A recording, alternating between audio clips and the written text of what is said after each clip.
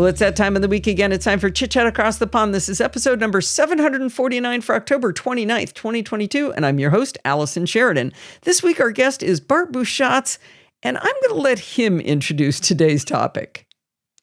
Okay, well, technically, I want to talk to you about understanding cybersecurity, as in the bad guys. Get into their head, and then no matter how often they change their technique, you're still protected.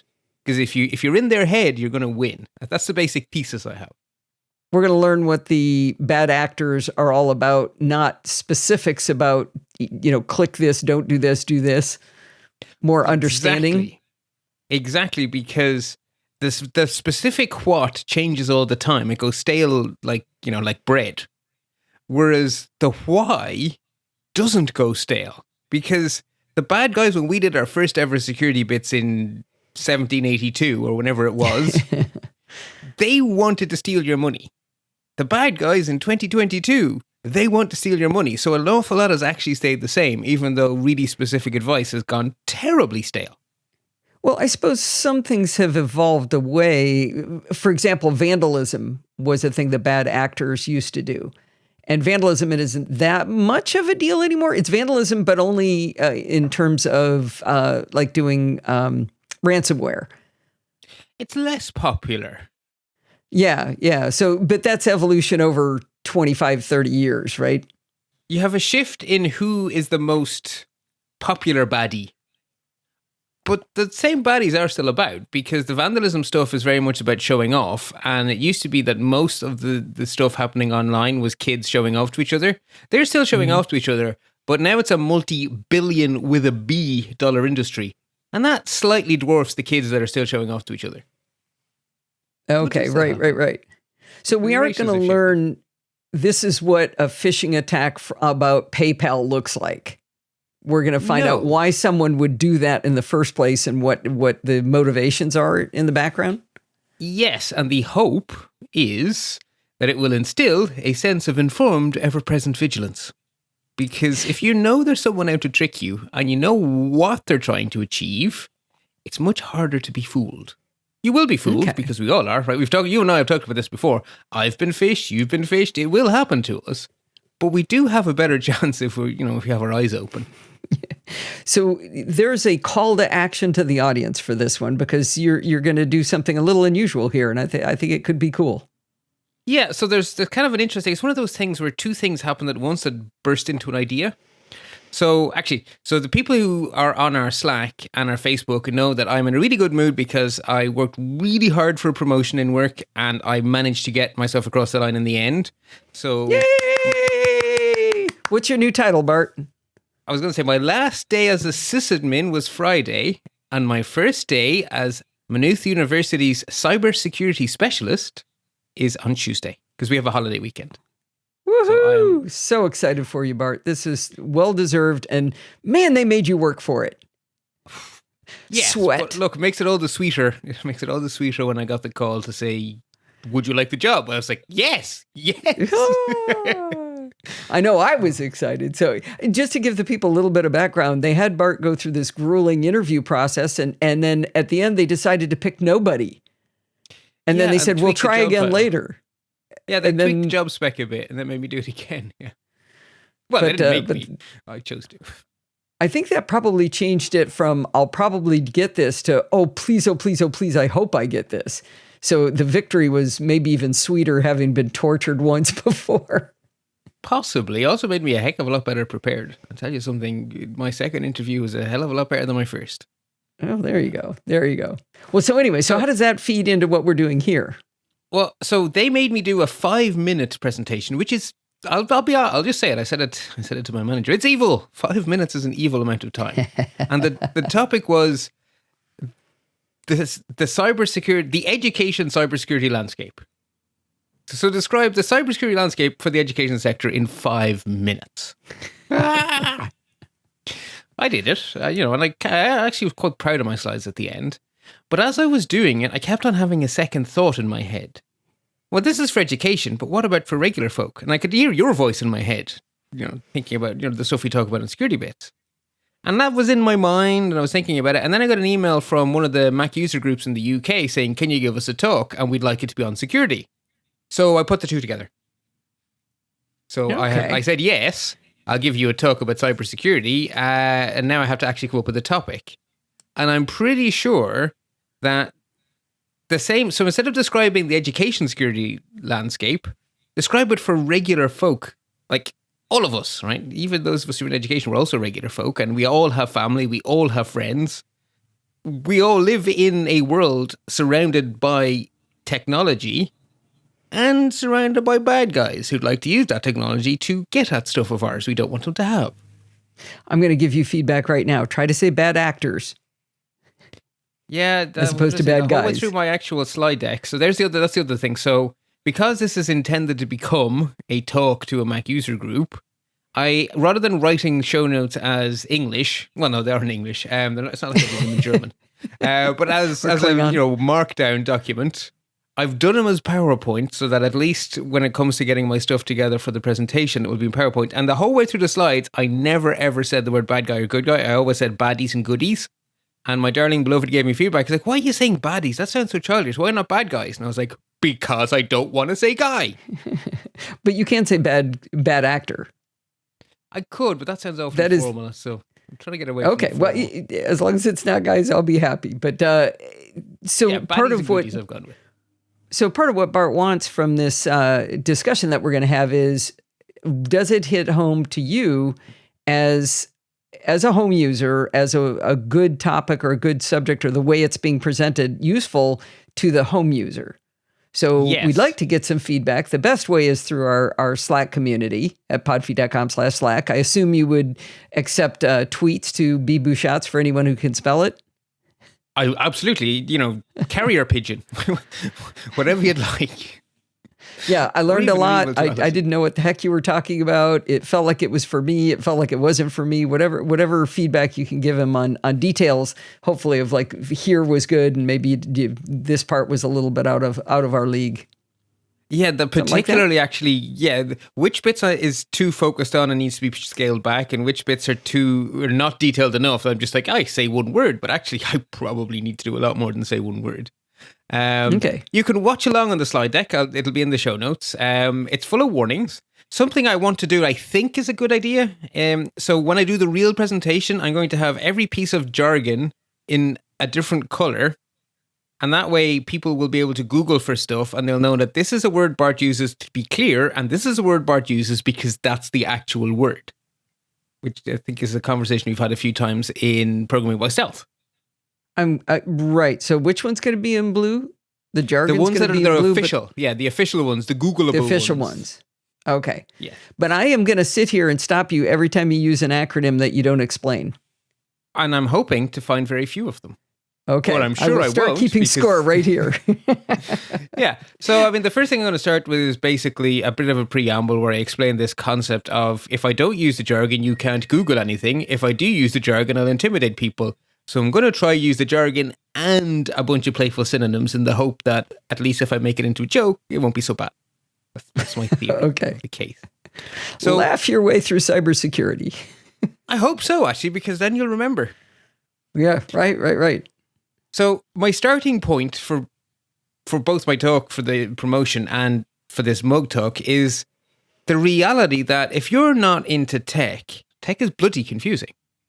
It's like you turn around and there's a headline, and then the next day there's another one, and the next day there's another one, and it's all changed and it's all new and it's all big words, and it feels like a chaotic onslaught that doesn't stop. Is that fair? Mm-hmm.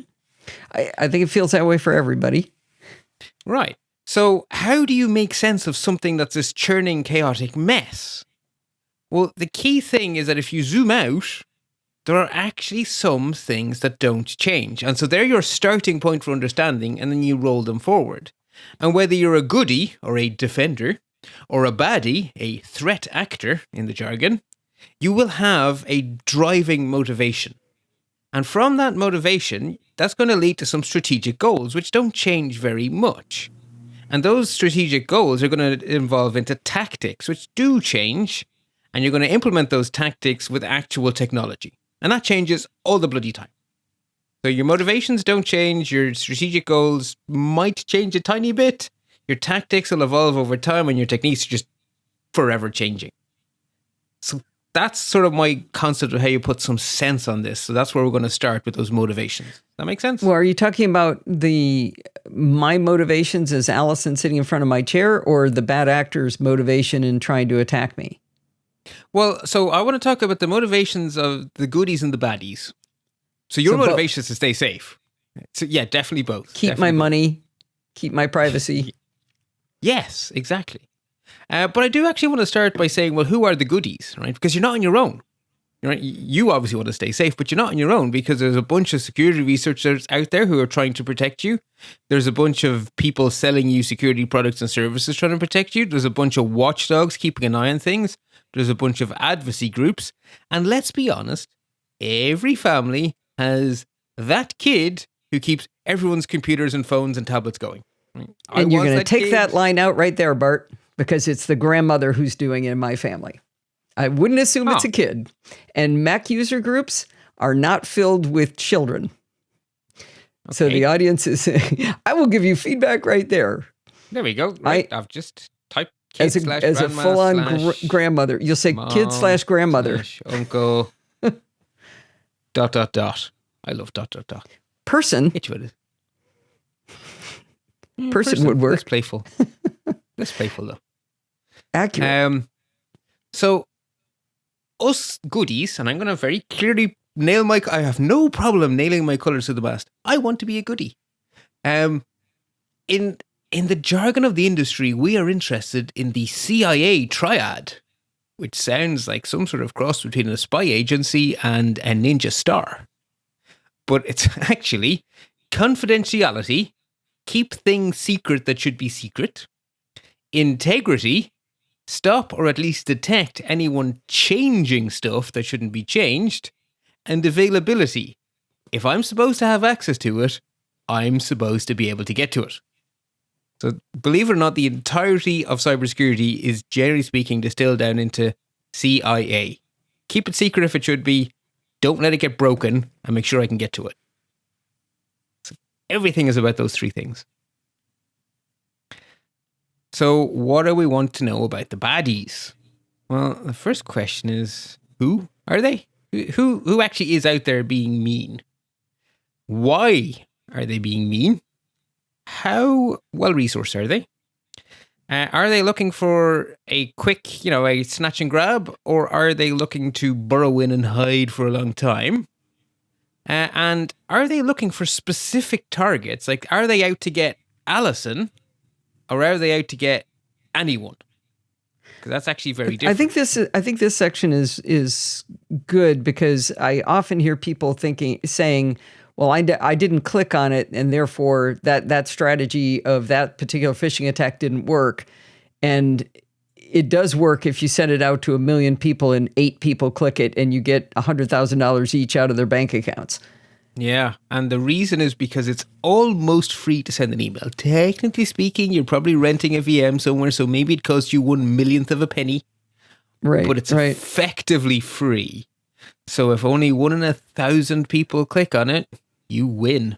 Just darn well, and the tightness of the focus between specific targets and a scattershot kind of approach of phishing emails, that's important context when you're explaining security problems to us that we hear about on the news, right? Yeah. There was a vulnerability on the iPhone, but it was being used very definitely as a targeted attack for dissidents and reporters. And if you weren't in that collection, at least this was something you probably didn't have to worry about. But this one over here, that they're just going after everybody. And understanding the tightness of the focus, depending on what kind of a thing it is, having that being mindful of which kind it is tells you whether or not you need to take action. Is that right? It does. Absolutely. And there's also the added little extra. So most of us are regular folk, but if you know you're special because you're the CEO of a major multinational company, or maybe not the CEO, maybe just someone leading a really cool research group, right? Or maybe you were born in a country with a government that hates you and you've run away. They might not be happy that you've run away. You might say things they don't like. So you actually might have a real crosshairs on you, even though I don't, that I'm aware of. I don't think you do either. So I think it's kind of important to know whether or not we're normal. In not special. I'm not sure which of those sounds more insulting. Sorry. You're not normal, or you're not special. I don't know. Right. And then the really important question is, how does it matter to me? Right. And so this is the point where the two presentations completely diverge, because that last line on that slide said, how does this intersect with education? Well, we don't care about education. We care about us regular folk. Now, the universe of bad guys, universe of baddies is the same for everyone, right? The universe is the universe. And the security industry breaks the universe into 6 categories, which seems a bit reductive, but this is the 6 we've chosen. So you have countries. And you're probably thinking that doesn't apply to you. I can hear you thinking it. Because for most of us, that's true. But some countries are sanctioned. Therefore, they are effectively cyber criminals, because they can't make money legitimately, so they have to go steal it. So they actually are interested, not in you, Alison, but in anyone. Do you have money? Then you're a target for the Koreans. Or they're not just the Koreans, but they leap to the top of mind immediately. North Koreans. I always get it mixed up. Thank you. Okay. I just want to be generic against Korea. We like those people. Well, you could also look at it from the perspective as a country. I was talking to can't remember who it was, but I was talking about how I got rid of my Wise cams that are inside my house because of how badly they handled security, and so I replaced them with Eufy cams, which are owned by Anker, which is a Chinese-owned company. Oops. And now you're going, oh, have I just put a backdoor into my house to a government I have issues with? For a nation state, right. As it turns out, I put them in Apple's HomeKit, secure HomeKit video. Is that the right phrase? I might have had the words out of order. Right, it balanced the risk back out for the internal cameras. Yeah. But so, I think that's an example of where I think everybody can look at a country as a threat actor. Yeah. So on the whole, if you pick him in generic case, espionage, propaganda, sabotage, even cyber warfare, and fundraising, right? So they're politically motivated, lots and lots of resources. They like to sneak in and hide for a long time, and they're very tightly targeted. The next group are we all hate this next group, terrorists. Purely ideologically motivated, and they're really interested in intimidating people, recruiting fellow scumbags, and stealing money, basically, to fund their scumbaggery. So, unfortunately, they're well-resourced. They will have specific targets, but they also will just go after anyone because, do you have money? We keep coming back to that question, don't we? Do you have money or anything else of value? Then we would like it, please. Which sums up our cyber criminals very, very, very well. It's just, they're Ferengi, right? If you watch Star Trek, cyber criminals are the Ferengi. They don't really care how, they don't care from who, they just want profit. Your hacktivists then are an interesting crowd because they're ideologically driven as well, but they're out, they got to be in their bonnet about something. And I think this is probably the category that's least likely to affect regular folk, but actually most likely to affect like companies and stuff, because they're looking for a high profile target to make a point, right? They effectively want to take something over, to put a giant big banner on it saying these naughty people were hurting rabbits, or these people are sponsoring a country that's doing something horrible, or these people are destroying the oceans with oil, or something, right? Be bonnet something. But I think for us home users, we very rarely come afoul of the hacktivist. The only possible exception might be that they could, use our stuff to attack someone else. So it's possible. The insiders. Did you skip over cyber criminals? No, I said they were the Ferengi. You just said. Oh, okay. I'm sorry. I thought you were still talking about terrorist groups when you said that. And I had my head cocked going, I don't remember the Ferengi being there. Okay. Pure cyber criminals. Yeah. Well, so they're the easiest ones. Those are the phishing ones.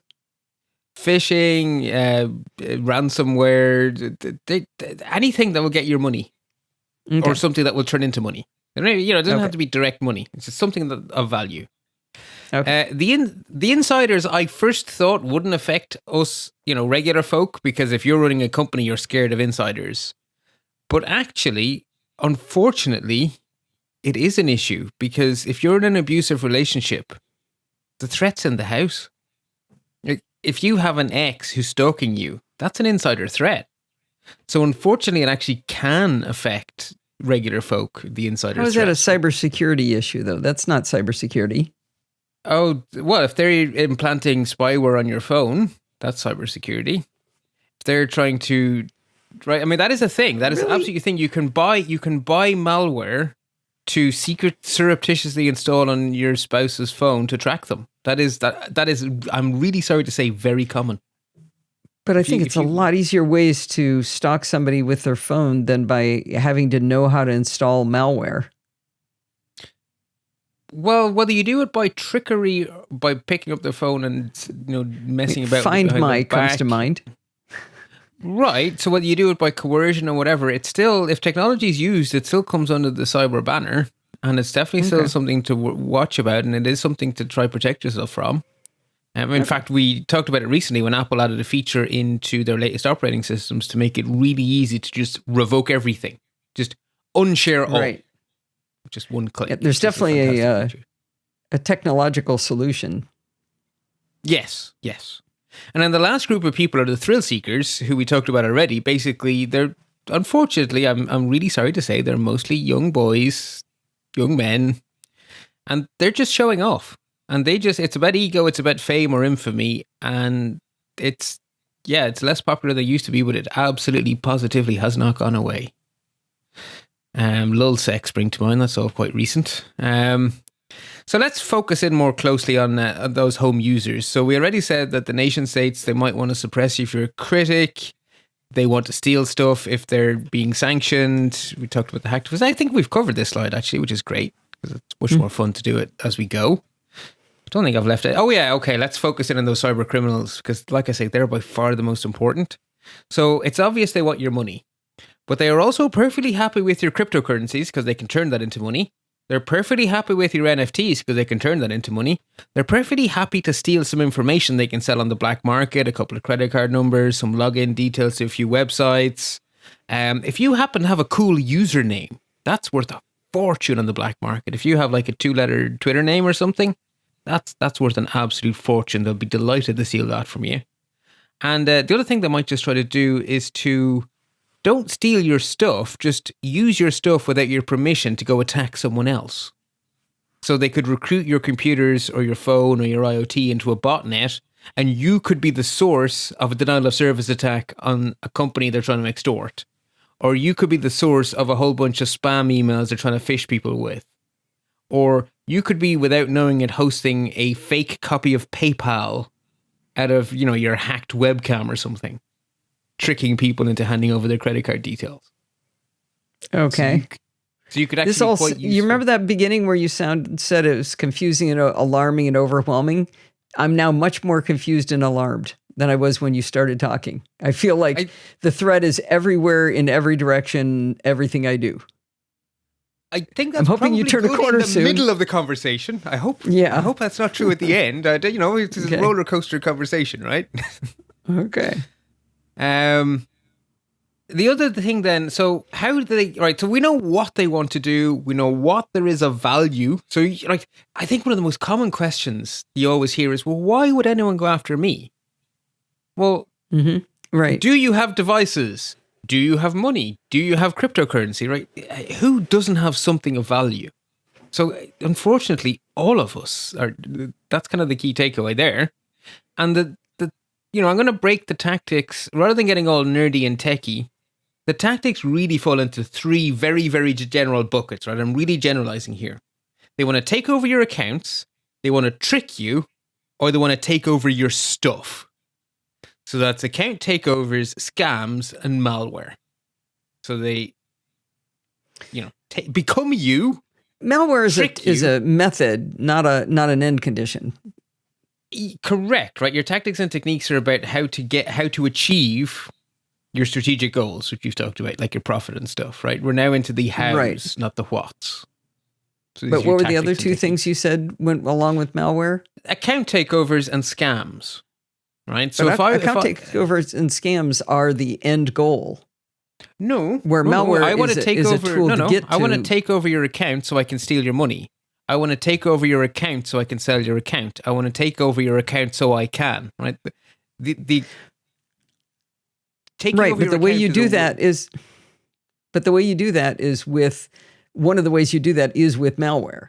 Malware allows you to take over.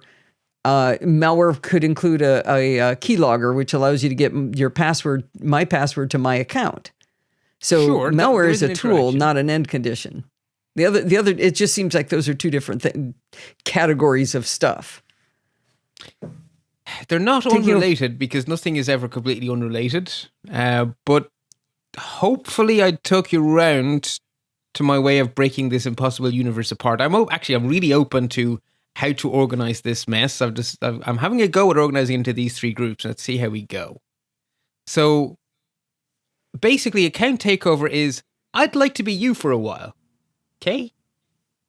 So we have accounts everywhere, right? I mean, how many accounts do you have? The last time I looked at 1Password, I had 400 and something. It's obscene, right? Some of those accounts have money in them. Some of those accounts have information in them. Some of those accounts let you do things as me. So those accounts protect things of value. Is that fair? Yeah, absolutely. And there's a wonderful truism that's been true since I was a little first-year undergrad in 1997. What is the easiest way to get someone's password? Ask them. Ask them. Ask them. Which is why the most common way to take over people's accounts is phishing and all its friends. So phishing was the original. Basically, you send a fake email that's designed to trick someone into doing something. And when they got fed up of doing it by email, they thought, oh, why don't we do it over SMS, which we then decided to call smishing, because SMS and phishing becomes smishing. And then someone had the bright idea to do it over voice, be it over a traditional telephone or, your VoIP apps, your telegrams and all that stuff. And that's vishing. But it all comes down to the same thing. I'm going to communicate with you pretending to be something I'm not, and I'm going to ask you for something that you really shouldn't give me. And unfortunately, it works really well. As we've heard a lot about in the last few weeks on the NosillaCast, sadly enough. Indeed. If you don't succeed in just asking people for their passwords, then you start actually attacking the password. And we all know that every 5 minutes we turn on the news and there's been a password breach somewhere. So that means that there exist in the world gigantic databases of username and password combinations. So a really popular technique is to just try them. So I want to get into your Facebook account, but I have a data breach of 50 million, or no, was it 2 billion Yahoo accounts? I lost track of how many they lost. That was when we stopped counting. I remember when Yahoo, we just went, okay, we're tired now. Hopefully nothing will ever beat this one, and I don't think to this date it has. I'm not aware of anything worse, but that's quite the bar. So just try them. And again, we're not trying, this isn't guaranteed to get, you or me, but it's guaranteed to get someone, because human beings reuse passwords all the time. So it's going to get people in. And the other approach is so-called brute force. Just keep trying things until you get lucky. And people are very predictable. If Game of Thrones is on telly, using passwords based off Game of Thrones is going to get you into a lot of accounts. I bet you there's a lot of Ted Lasso based stuff at the moment, right? It is amazing how predictable we humans are when we think we're being random. We also don't have very imaginative names. Yeah, exactly. Pet names, birthdays, we're an awfully predictable bunch, which means it's very easy to get someone. Again, you're not going to get a specific person, but that's not the point. Get someone and you're away.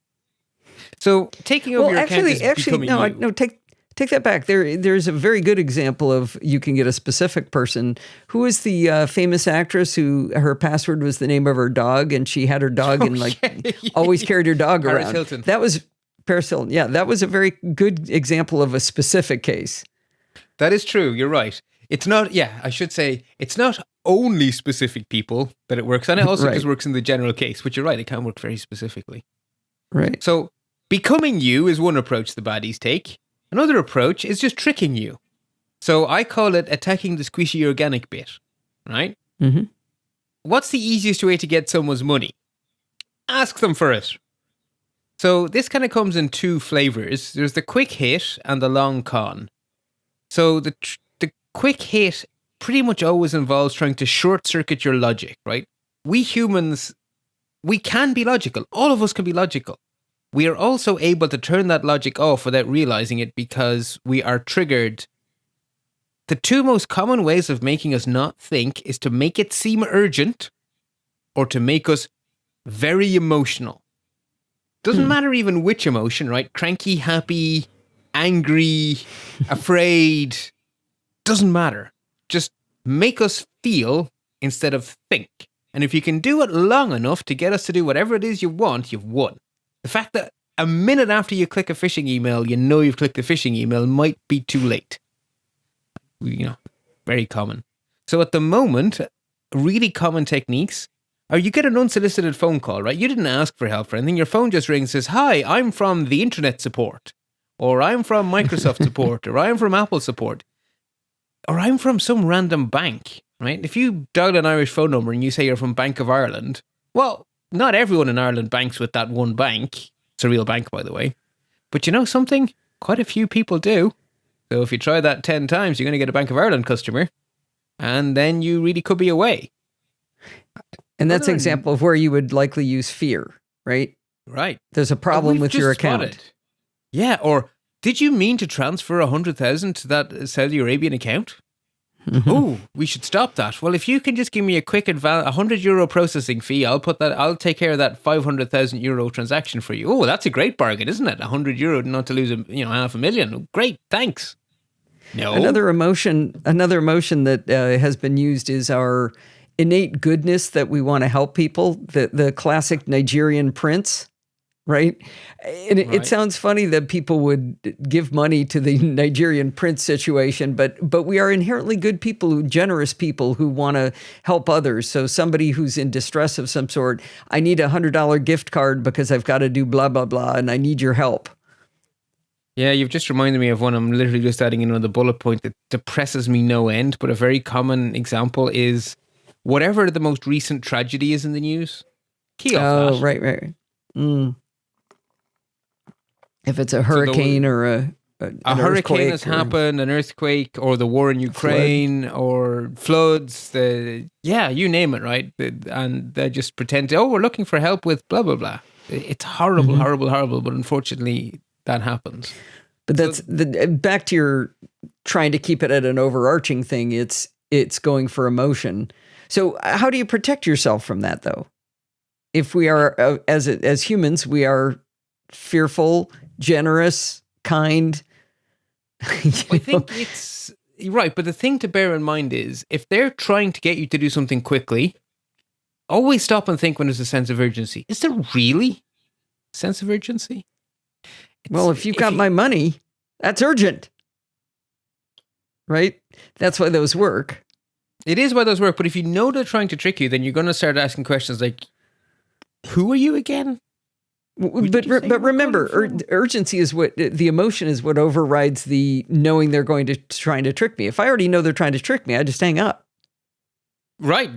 That is also true. But it is, there is no defense that's guaranteed. But if you know that people try to play your emotions, you have way more of a chance than if you don't. So if I could just learn not to react to my own emotions as a general human growth opportunity, I'd be in a much better place across the board. I'm 64 years old and I'm not there yet. Or even notice it within a few minutes so you don't go too far down the rabbit hole. Right? Every minute sooner that logic reasserts itself is a minute better. And you've told stories on the show about, friends and family who told you, hey, Microsoft rang me up and I knew it was a scam and I told them to go pound sand. And I was never so proud of when my mum said, yeah, they tried to scam me on the phone. They said they were calling from Apple's. I told them, you aren't. And I hung up on them. Yes. Well done. Right? So I got one of those PayPal scams recently that said that I was being charged $400 or whatever it was. And I sort of felt like calling him. Just chewing up a couple hours of their time. I'm retired. I got time. I could make that happen. That is actually something people have done. Oh yeah, but so for that 2 hours, they're not torturing somebody else who might give them money. So might be joyful. I was so mad. Yeah. One of the fake Microsoft calls came to the house once, and Steve took the call. I was so mad at him. I wanted him to say, "Oh, my wife handles this stuff." At the moment in Ireland, it's Amazon Prime. It's a robotic voice saying, "Hi, this is Amazon Prime. We'd like to talk to you about the renewal we just put through." I don't think so. Good day. And then the other one, unfortunately, is the long con, which in the past, this used to be difficult because it involves effort, right? If you're going to spend a month or even half a year trying to con someone, you need to be sure that they're a high value target, right? To be honest, you're looking for a rich elderly person. And it used to be the case that involved so much time and effort that you would only go after people you knew had a lot. Unfortunately, AI is now good enough that if you take AI to do 90% of the work and then hand over to a human when things are looking good, you can now pretty much automate romance scams. The long part? Yeah, romance scams. Oh, really? Romance scams. Like, I listened to, there was a guy interviewed on a podcast who researches psychology, who found out 6 months in that his Russian girlfriend was a bot. 6 months. Wow. And he's an expert on this stuff. Right. That is where we have good gotten on him to for AI. having confessed that. Yeah, I it mean, told it was the community, right? Exactly. I believe it was an episode of Cautionary Tales. So, which lived up to the name pretty well. Is that a podcast or a TV show? What is that? It is a podcast from my favorite British economist of all people, Tim Harford. It is, generally speaking, entertaining, but there is always a moral. You always learn something while having fun on Cautionary Tales. It is not always happy, happy, joy, joy, but there is always a message. There's always something useful to take away.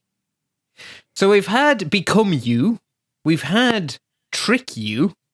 The next one is Turn Your Tech Evil. Make your technology work against you, which is really what malware is, right? It's a catch-all term for malicious software. It's just a portmanteau. Malware, malicious software. So if the attacker has to trick you into installing it, we call it a Trojan. It just means that it can't install itself. It needs to trick you first. If it can spread by itself, we call it a virus. And if it can spread by itself across the internet, we call it a worm.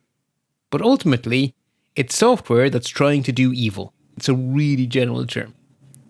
And the evil sort of falls into 2 buckets. Trying to bleed away your resources or trying to actually steal something from you. So botnet building is really important to an awful lot of baddies. Because those botnets allow them to go after major corporations, or they allow them to send, those million spams. Remember we said you send 1 million spams and you get, 1% back? Well, how do you send those million spams without them getting, blocked? If you use one computer, it'll be blocked instantly. Don't use one computer. Use 20,000 webcams and just build them up into a botnet. How can a webcam send emails? Well, the thing is, so any of these do they have web servers cameras in them? And things, well, they almost all of these things have Linux in them. So if they don't have a web server in them yet, you can push one into it once you've taken it over. You can write a web server in about 5K. Right? HTTP protocol is stupendously tiny. It's basically, but most home user ISPs don't allow you to run mail servers. No, but a lot of which is why the denial of service is becoming more popular than just sending the spam, because the reason your ISPs don't let you do that is because that was happening too much. So that is becoming less popular, but it is also the case that you can also route it through VPNs and stuff. So you can make the hacked little, camera in the corner use a VPN to sneak out, and then the ISP doesn't know what it's doing. It's just doing a something. But, the other thing is denial of service means asking for a web page. It's actually completely innocent. The thing is, if you ask for the same web page 1 million times in a second, it becomes the opposite of innocent. It becomes utterly catastrophic unless you're Google. And so an awful lot of the attacks these days are you extort the shop around the corner, a mom and pop web shop that sells homemade flower arrangement, and they need 50 customers a week to make their living. And if you bombard their website with 100 requests a second, you destroy their livelihood. And then but how does that allow you to? Then you just extort them. You say, "I can make this stop so that you can make your money again." Send me €1,000. Okay, so that's not about botnets.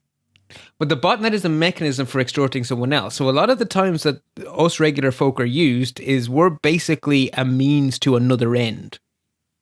Really common to use us as a way of attacking something bigger. And that's where the botnet building comes in. We're not the end. We're the means. Or rather, our technology, our devices are the means. We're just innocent victims, right? We're just useful to the baddies. The other way, they can just still terrified and overwhelmed, Bart. Just giving you a little update here. Okay. Good. We're still in the what the bad guys are up to phase, right? The other thing is just take your RAM and CPU and mine cryptocurrency with it. Basically, make your phone really hot, run through all of its battery, and use all of that energy to make money for someone else. Or have your computer just churning away in the background making money for someone else. Another really popular one is ad fraud. Basically, inject ads of your choosing into everything someone else does on the web, and all of those ad impressions make money for the baddies. Or sorry, I'm just remembering when Verizon did that to its phone customers, started putting ads, interstitial ads in between in the content. Sometimes it's really hard to tell the difference between some corporations and cyber criminals. It's often disappointingly difficult to tell the difference. Yeah. And then the other one is trick your computer into loading ads you never even see. It just eats up particularly your phones. This is a problem because it chews through your bandwidth. If you have an ISP that doesn't give you much bandwidth and your phone is downloading ads all the time to make money for the bad guys, baddies. Gosh darn it, I was doing so good. That's obviously not good either. So that's sort of leeching off you. But of course, stealing stuff is kind of what baddies like to do. So if I can run some software on your computer, well, if my software sits there and waiting until you visit your bank's website, I'll just change some things that you think you typed into a form. You think you clicked a button to transfer those funds to your credit card, but actually you've just transferred it to the baddies. Or you've opened up your crypto wallet because you want to buy a cool NFT, and now, while you've opened up your crypto wallet, oh look, all of your cryptocurrency and all of your NFTs are now mine. Or you're having great fun in World of Warcraft and you have spent months building up all of these really valuable in-game items that are actually worth real money. Well, now they're all on my character, not on your character. Good day. Right? This is malicious software can just do things, it watches for you and then steps in and diverts it. Really common. Okay. Are we going to get to the part about what we can do about this? We are. At some point. Remember I said, okay. Remember I said there were 3 categories? Well, we're on the 3rd bucket. Okay. And you're nearly there. We're nearly there. The other thing is ransomware. I take your valuable data, that photo of your kid, I encrypt it, and then I say, give me money or you never see your photo again. That's terrifying. Or we just steal your data and sell it on the dark web. And the other really annoying one is that they pretend to have some sort of compromising information. They pretend to have proof you did something awful and demand hush money. This is spectacularly popular because they take stolen passwords and then they email you saying, we know your password, and they really do. And then they say, and we have proof that you have X horrible thing, and we'll tell everyone if you don't give us 5 Bitcoin. I remember one like that going by. Yeah. That was years back. About a year or 2 ago, it was really popular. Mm-hmm. And then the other thing to look out for is the wonderful buzzword lateral movement, which is what you were hinting at earlier, right? You do one thing, but that's not your end goal. You then use that to enable you to do something else, to enable you to do something else, to enable you to do something else. And the fancy pants term for that is lateral movement. And the 3 things to look out for are your email accounts, because that's where password resets go. So step 1 of many, many horrible things is take over your email address. Another one, very similar reasons, is your cell phone account. Take over your SIM card, or rather put a different SIM card on your cell phone number. And then all of those 2-factor authentication codes go to the baddies instead of you. And then the other one is take over IoT devices to go do anything you like, because lots of IoT devices are A, insecure, B, connected to the internet, and 3, inside the house. That A, B, 3? Did you do that on purpose? No, I didn't. Yeah. They're a bad combination, whether they're ABC or 123, right? Insecure, connected to the internet, and inside your house. That means it's the wrong side of your router. That is not good. Okay, I hope to goodness you're properly terrified now. That's all I've got so far.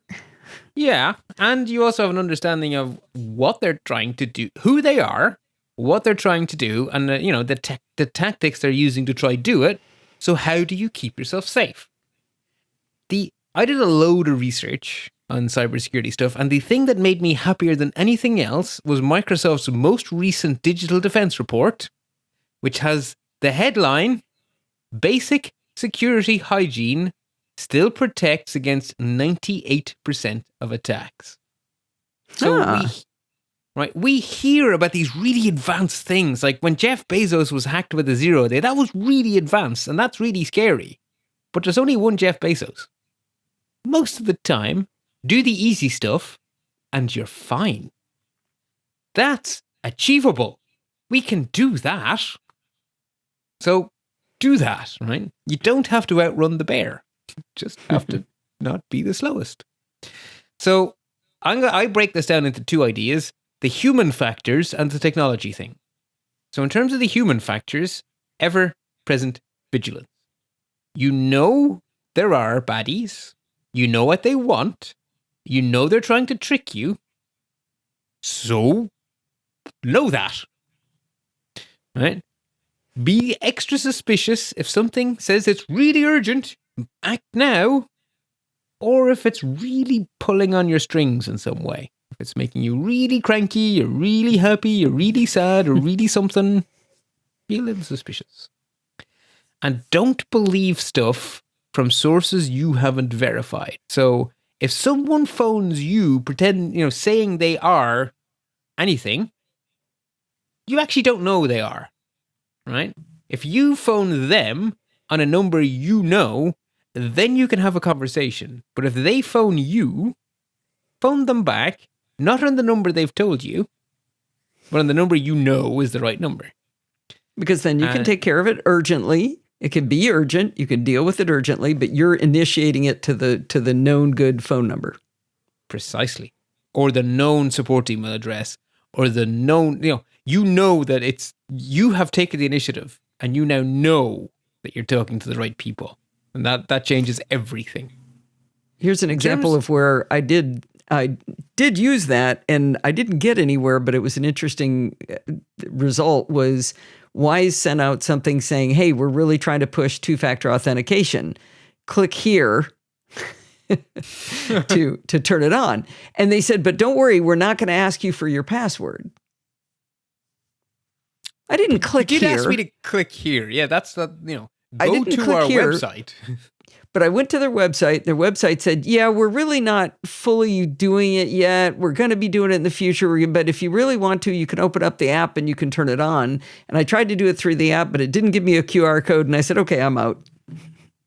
I wonder if that was phishing email or if that was I don't think it was. I think they just did a really poor job of because it took me into a screen where it said you can use Google Authenticator, some Microsoft Authenticator, or a third-party authenticator. And so I clicked that and it said, okay, here's the code. Type this into your Authenticator app. That's not. But it wasn't a QR works. code. But I do not doubt but this was doing it the correct way, not clicking the link. So I think they just did a really bad job of it. Oh, the other thing that's possible though, right? If the baddies know that the company has half implemented it, the baddies can key off that. Yeah, right. Maybe you didn't click the click here, so you don't know where the click here. Ironically, could have taken you to entirely functional screens. Maybe I'll click based on Kiwi Graham's advice. I'll tap on it from my iPad. Yeah, just to see where it goes. Well, that is actually a really good point. Actually. So so there's the human factors, technology, right? Good password hygiene, and that is so important. I'm going to give an entire conversation on that in a moment, right? But that is really important. The other one, as anyone who listens to the Silicast knows, patchy, patch. Just keep your stuff up to date. Keep it up to date, keep it up to date, keep it up to date. Particularly to less technologically adventurous folk, right? You and I and many of the Nasilla castaways probably don't fall into this bucket, but most of the people in our lives do. If you're not into tech, stay on the beaten path. Stick to apps that have been recommended to you by people you actually trust. Stick to software and hardware that is actually known about, as opposed to brand you've never heard of for a price that doesn't make any sense. That's like a quarter of what everyone else says it's worth. Stick. You mean don't buy cheap TVs because they're actually on collecting your personal data? That would be a really good That's example. what everybody does. That's what everybody does, though. Look, it's got Roku built in and Apple TV built in, and I can just put it on the internet. Yeah. The other really obvious thing is avoid actually partaking in cybercrime like piracy, and avoid stuff like jailbreaking, which is basically hacking your own devices, because literally there be dragons. That is just a road you do not want to go down. A pirated version of Photoshop probably has some unwanted baggage that came along for the ride. Like, don't go on the dark parts of the internet. They're dark. There be dragons. Stay away. If you're running an operating system that's not one of these locked down ones like iOS or our phones in general, even Android's pretty locked down unless you intentionally open it up. If you're running one of the old-fashioned operating systems where you can do anything like Windows or a Mac, it's probably time to run an AV unless you're a power user. I think the Nasilla castaways is 50-50. You really think that? You really think that? I think most people Windows comes with probably Microsoft should. Defender, right? So it's already built in for them. Correct. So you don't have to tell them to do that. Make sure it's on, right?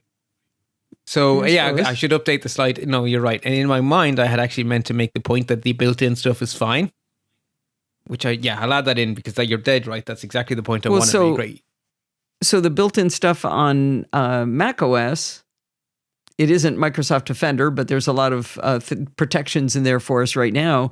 You still think you want to tell the audience to put AV on their Macs and on their Windows machines? I'd be inclined to do it for family. Have you? No, because it involves spending money. So it's still in the 51%, 49% bracket. But yeah. So consider close. Is the right word, but consider, yeah. I'm not making a strong yeah. statement, but I do think it's a discussion to have with friends and family, whoever you're supporting. The other thing then is minimize your attack surface, which is a little bit of jargon there. If you don't need it, don't have it, right? You and I install 20 million things to see which is coolest, right? But again, we're power users. We know, we kind of mostly know what we're doing. And still get caught. Yeah. But like, if you're a regular user, if you don't use it, turn it off. If you don't need it, uninstall it. Like, the more stuff that's lying around, the more stuff can get you. If you stuck something on your network that was a camera that you thought would let you see your dog while you were away and it doesn't work, unplug it, take it away. Don't just leave it there. The less I was just thinking about that yesterday. I've got a Google Home sitting on my desk. I haven't talked to it intentionally in probably 8 months. Wow. Hold please. I'm going to unplug it right now. Blink. Keep talking to the audience. Keep talking to the audience. Okay, well, the last slide I have is good password hygiene, because it's kind of important, right? Yay! I just showed him the with plug. No electricity. There is no possible electricity there. I mean, I still want to play with it from time to time, but why is it just sitting there?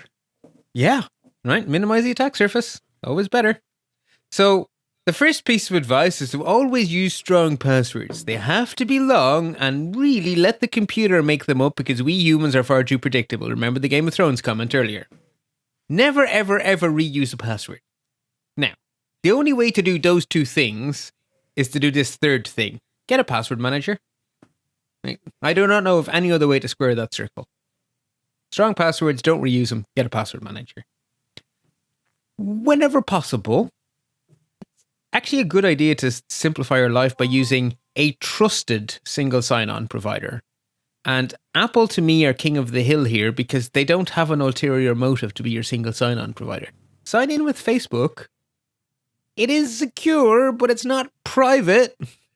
Facebook do have an ulterior motive. Sign Bart, in with I Google can is a count the little number of grey. times I've seen sign on with Apple on 2 digits of my left hand. I never see sign on with Apple. I'm I know beginning it to see it exists. now. I'm beginning to see it now. Adobe are offering it for stuff, which is it's a big deal actually. If I was Shouldn't we signing up just with Adobe, go straight to passkeys? please, I hope so. Which is the next point to make, right? So, if you can use SSO, great. But right, really, we're looking towards multi-factor and or passwordless. So, a password plus something comes in lots of different flavors. You'll hear people talk about 2FA or two-factor authentication. Apple used to call it two-step verification, just to be different. And nowadays, you'll hear this fancy pants term, multi-factor authentication. Bottom line is, it's your password plus something else. And anything, any plus something else is better than no plus something else, right? So if the choice is between any sort of MFA, 2FA, 2SA, anything's better than nothing, so take it. If you're given a few choices, any of your choices are better than SMS.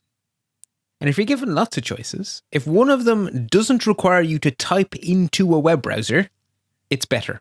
And the reason I say that is because if you have to type it into a web browser, it's prone to phishing. You may not notice the URL is wrong. And then you could be typing the code into a phishing portal, and they can use that code in real time. And that is now available as a service. As a baddie, you can pay someone to sit there in real time and intercept these codes and use them, break into people's bank accounts and stuff. Which is really annoying. So ideally speaking, if it doesn't involve typing, it's even better. But Alison, you gave it away. The future we're all hoping for is so-called passwordless, which is basically using strong cryptography. So work might buy you hardware tokens. They're called FIDO2 tokens. Realistically, though, Apple have fully bought into passkeys. Microsoft are in the process of buying into passkeys. Google are in the process of buying into passkeys. By the time I give this talk to a mug next year, it may even be true to say that passkeys are it. But passkeys are where we want to get to because the squishy organic bit is out of the picture. It's just really good cryptography, keeping us safe. And that's what we want. Easier and more secure. Thank you. I saw passkeys on Best Buy's website, and I tried to use it, but it didn't do it like I thought it would. I still had to log in with my credentials. Did it So I'm not then add a quite passkey for future? But the next time I went back, I had to put in my credentials. So I gotta give it another did it try wrong. and take some screenshots and see if I can figure out why it's not working. Yeah, but that is not expected behavior. Because Right. that's supposed to be passwordless. Please enter your password is a very bad implementation of passwordless. It seemed like it. Yeah. So, okay, so I am breaking out, right? So that's the end of my, what I think is a good presentation. Some obvious points that I'm thinking to myself, what if I give this presentation and it doesn't go long enough? Can I have a few bonus extra slides in reserve? And so my thinking is I could have some slides on, software recommendations in reserve. Or maybe a useful thing to do would be to describe to people how domain names work. Because if you want to spot phishing, knowing that randomgibberish.com/paypal.com is a phishing site only makes sense if you know what a domain looks like. So maybe that's a useful slide. And a similar, how do I know really important address .paypal.com at some other domain.com is a phishing address because the PayPal is on the wrong side of the at. So maybe that's a good slide. So actually, Also, I'm hovering asking over you, text. Alison, to be honest. Yeah. Oh, okay. Well, I've already got a list of things I've been writing down, but I didn't want to completely change the audience's view. Yeah, I think that's a good one. And within that category, I would also do the hover over text. Oh, that's a really good suggestion. Yes, that's a To add, fantastic if you do that one, putting that in there to say, hey, but you don't know what hovering over the text means, the answer to that means, unless you understand what an address should look like. Actually, those three together work very well, don't they? Because email addresses key off domain names key off domain names, and the hover text only makes sense when you've had those two conversations. I like it. Right. I like it a lot. Right. Yeah. I like that think better than would- software suggestions because they go stale. Yeah, maybe. There's still some Yeesh. value to be done in that too. You also know for a fact that as soon as you say questions, please, the first question will be, so what password manager do you use? Right. So being prepared for that is definitely one to go with. But I think you've got a broad perspective that you don't have a religious objection to other password managers. You have a religious objection to not using a password manager. That's it, exactly. Yeah, no, so like, they're all grand. I just happen to like 1Password, but LastPass is fine. Like, not just fine, it's good. Right. Yeah. Now, how soon is the presentation, Bart? March 29th. March 29th. Oh, good gracious, Bart. Yeah, I had an idea. But Bart, I had to say yes. I did a talk on Wednesday night at 7:00. I started preparing at 5. I couldn't do it. Well, no, that's right. I could and do I rocked it, but it. I prefer to do it this way. Yeah, 5 months of it. Well, it was to present some of my Mac Tiny tips. So I've already written the blog posts about them. I've already talked about them on the show, and I've already done a video for Screencast Online about it. But what I didn't do ahead of time, yeah, right? But what I didn't do was there's like 100 of them now. I didn't pick which ones until 10 minutes, or, a couple hours before the thing started, and I really should have started that sooner. Well, but yeah, it's an audience that knows me, and we had a lot of fun, and it came off pretty good. So cool, excellent. All right, so people have plenty of time to listen to this. Is what I was worried about. Is you'd go, yeah, it's on Monday. Yeah, no. But I did actually have to give I need to finalize the topic a little bit sooner than that. So, if this is a terrible idea, if this was a disaster, let me know soon. If it's not a disaster, there's no hurry. But if this is a terrible idea, if I'm about to make an idiot of myself, I'd like to know soon. Well, you do have some time to work it out. It's October, Bart. No, but the schedule will be finalized before the start of the year, so it'll be published. So I need to know what I'm going to be talking about by the end of the year. Okay. But this was fun. You did scare me sending me PowerPoint, but I think I'm okay. I'm going to try to get past that. I still don't like it. But it is still the most useful way to give a presentation. Disagree 1,000%. It is the worst way to give a presentation. And it's not PowerPoint. PowerPoint, Keynote, slides are bad. They're not good. They've been proven to reduce learning and knowledge, and they're good for handouts afterwards. That's my opinion. But that's my opinion. I can send you sources that support my opinion, of course. I have seen people do amazing things with not slides, and I am in awe of them. And I have no idea how to start doing that. Or as I have succeeded in being interesting with a slide deck. I've also succeeded in being really uninteresting in a slide deck. I have failed miserably with the slide deck, but I have genuinely succeeded with slide decks. So I'm going to tell a story I know I've told you, and I've probably told the audience, but I just love it. As my organization was going to have an event where each of the directors was supposed to stand up and give a talk, and there were too many directors for the size of the organization. There were like 6 of them for 300, 200 people. It was a ridiculous organization. But anyway, my boss was going to have to fly out from Arizona to give the talk, and she asked me if I would do it instead, and I said, sure. I said, how much time do you get? And she said, 6 minutes. I said, all right. So I get contacted by the consultant they hired, who says that I need to turn in my slides up to, it was something like 2 or 3 weeks ahead of time. And I said, what do you mean slides? I wasn't going to do slide. Why would I do slide for a 6-minute talk? And they were like, and I thought the guy was going to cry. He was going to get fired if I didn't send him slides. So I sent him a slide. And so many people, yeah, really, so many people came up to me afterwards and said it was the best presentation and they really enjoyed it. And could I talk more often afterwards? Fantastic. I'm curious what you did send them. Was it like Alison Sheridan, name of department? Slide 2, questions. Yeah, no, I think it had 3 bullets on it, maybe 4. Nice. Yeah, I don't like slides. But well, 6 minutes is, that's very little time.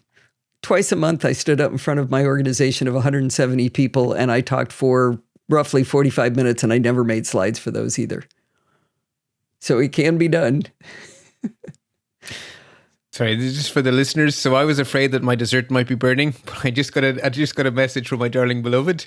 So when I said I turned the oven on, I turned the oven light on. So All right, dessert you will go be 20 hungry. minutes from now. All right. Oh good. dear. Well, Okay, this was fun, Bart, and I'm sure we will get feedback. Excellent. I appreciate it. And the people in the mug will appreciate it too, because they will get an even funner presentation. But anyway, I hope it was actually genuinely fun, Alison, because I know you were afraid that this wouldn't work. I always enjoy talking to you, Bart. Okay. Phew. And likewise. Okay. Right, folks, until next time. Do I say stay patched or do I say I think it's got to be Both. patching. stay patched so you stay secure and have lots of happy computing? I hope you enjoyed this episode of Chit Chat Across the Pond. Did you notice there weren't any ads in the show? That's because this show is not ad-supported. It's supported by you. If you learned something, or maybe you were just entertained, consider contributing to the Podfeet podcast. You can do that by going over to podfeet.com and look for the big red button that says Support the Show. When you click that button, you're going to find different ways to contribute. If you like to do a one-time donation, you can click the PayPal button. If you want to make a recurring contribution, click the weekly Patreon button. Or another way to contribute is to record a listener contribution. It's a great way to help the NosillaCastaways learn from you. If you want to contact me for any reason, you can email me at allison@podfeet.com, and you can follow me on Twitter at Podfeet. Maybe you want to talk to other NosillaCastaways. You can do that in our Slack group at podfeet.com/Slack. Thanks for listening, and stay subscribed.